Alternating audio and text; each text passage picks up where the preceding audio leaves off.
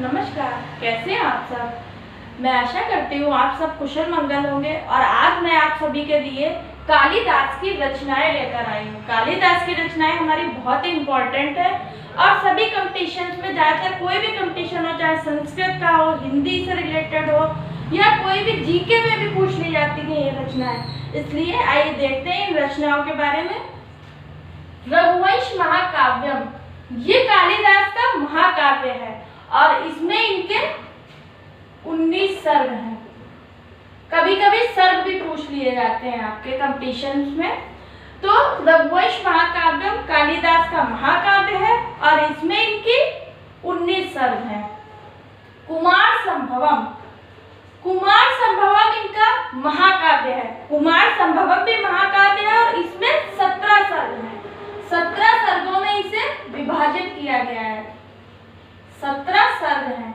आप सर्ग भी इसके याद करिएगा, क्योंकि कई बार ऐसा होता है सर्ग पूछ लिए जाते हैं। इस महाकाव्य में कितने सर्ग हैं या किसी नाटक में कितने अंक हैं, ये भी पूछ लिया जाता है। मेघदूत, मेघदूत इनका खंड काव्य है और ये पूर्व में और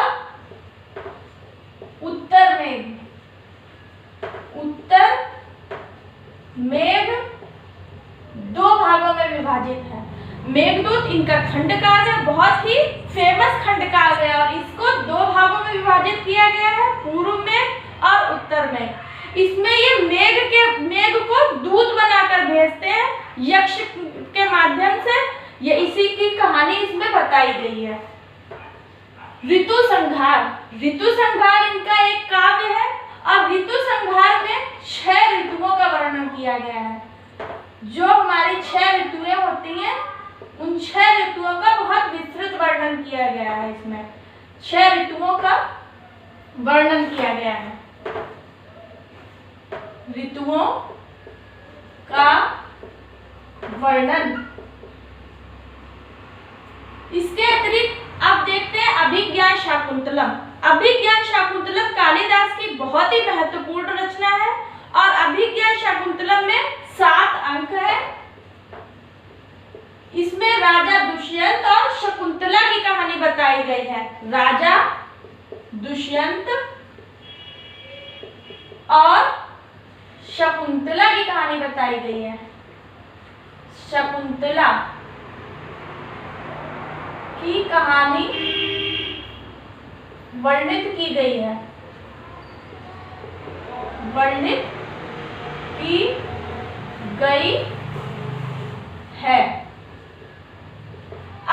अब ये इनका बहुत ही महत्वपूर्ण नाटक है। इसमें 7 अंक हैं। राजा दुष्यंत और शकुंतला की कहानी वर्णित की गई है।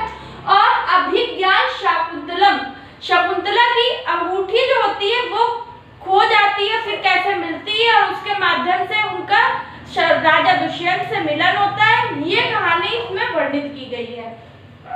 और इसी नाटक की वजह से कालिदास को भारत का शेक्सपियर कहा जाता है। भारत का शेक्सपियर की उपाधि दी गई है। शेक्सपियर, भारत का शेक्सपियर की उपाधि इन्हें इसी नाटक की वजह से दी गई है, क्योंकि इस नाटक का अनुवाद कई भाषाओं में किया गया है। इसीलिए ये नाटक इनका बहुत ही महत्वपूर्ण है और इसको इसी की वजह से इन्हें भारत का शेक्सपियर कहा गया है। और इस नाटक का इनका चतुर्थ अंक बहुत ही फेमस है। चतुर्थ अंक अगर कभी पूछ लिया जाता है कि चतुर्थ इनका अभिज्ञान शाकुंतलम का कौन सा अंक महत्वपूर्ण है, तो चतुर्थ अंक बहुत ही महत्वपूर्ण है। इसमें शकुंतला की विदाई दिखाई गई है। अब देख लेते हैं मालविकाग्निमित्रम। मालविकाग्निमित्रम भी इनका एक नाटक है और इसमें 5 अंक हैं। ये इनका 5 अंकों का छोटा सा नाटक है। इसमें मालविका और अग्निमित्र की कहानी वर्णित की गई है। विक्रमोर्वशीयम, ये भी इनका नाटक है, 5 अंकों में विभाजित है। ये इनका नाटक है, 5 अंकों में ये भी विभाजित है। और ये जो है इसमें विक्रमोर्वशीयम राजा पुरुरवा और उर्वशी उर्वशी की कहानी को वर्णित किया गया है। इसी के साथ मैं अपना ये वीडियो समाप्त करना चाहती हूँ। आप बताइएगा ये वीडियो आपको कैसा लगा और इन रचनाओं को एकदम अच्छे से तैयार कर लीजिएगा, क्योंकि ये रचनाएं आपके जीएस में भी पूछी जाती हैं।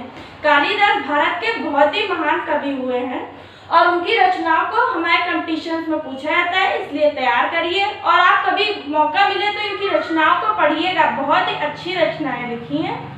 धन्यवाद।